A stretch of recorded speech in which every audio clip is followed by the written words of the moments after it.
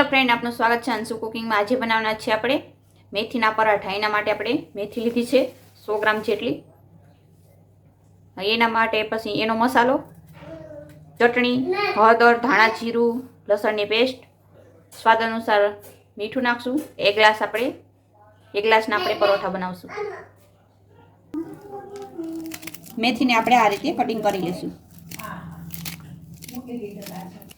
હવે આપણે 1 ગ્લાસ પાણી ઉમેરશું। 1 ચમચી આપણે મીઠું ઉમેરશું। લસણની પેસ્ટ ઉમેરશું। 1 ચમચી આપણે ચટણી ઉમેરશું। 1 ચમચી આપણે હળદર ઉમેરશું। 1 ચમચી આપણે ધાણા જીરું પાવડર ઉમેરશું। હવે આપણે મેથીની કટિંગ કરેલી છે એ આપણે ઉમેરશું।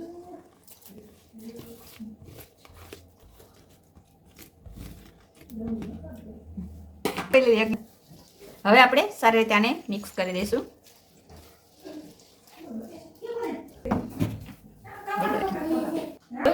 ઘઉંનો લોટ લઈશું આપણે।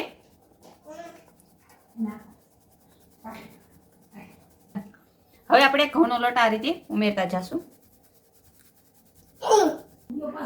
હવે આપણે સારી રીતે મિક્સ કરી દઈશું અને લોટ બાંધી લેશું।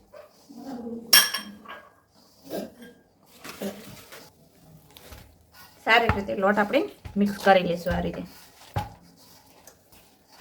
લોટ બાંધીને તૈયાર છે। તો હવે આપણે આ રીતનો લોટ રાખવાનો। પ્લેન જે લોટ રાખતા હોય એ જ રીતનો આપણે રાખશું લોટ। તો હવે આપણે પરોઠા બનાવશું। આ રીતનો મીડિયમ સાઈઝનો આપણે લોટનો ગોળો લઈશું। હવે આ રીતે વણી નાખશું। આપણે તેલ લગાવી દઈશું।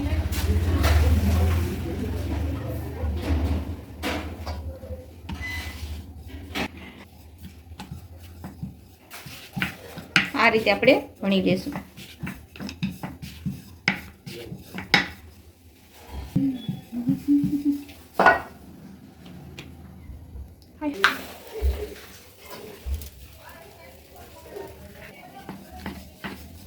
આ રીતે આપણે બધા પરોઠા વણી લઈશું।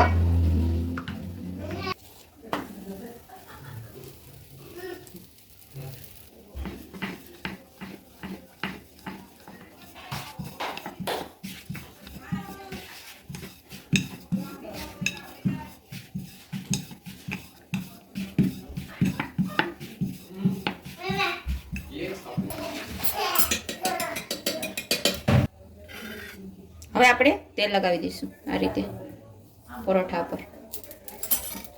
હવે આપણે આને ફેરવી નાખશું, શેકી લેશું।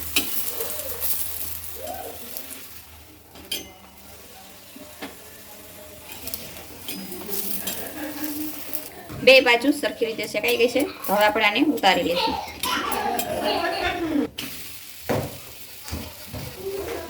આ રીતે બધા પરોઠા આપણે તળી લઈશું।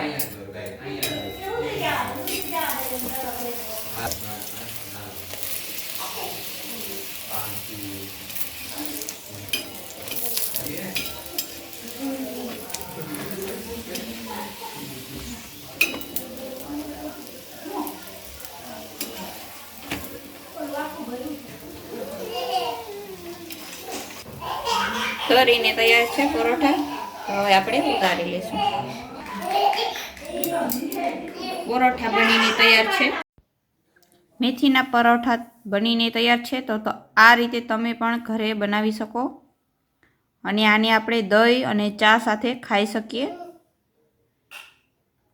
આવી જ રીતે અમારી અવનવી રેસીપી માટે અમારી ચેનલ અંશુ કુકિંગને લાઈક કરજો, શેર કરજો, સબસ્ક્રાઈબ કરજો। ધન્યવાદ।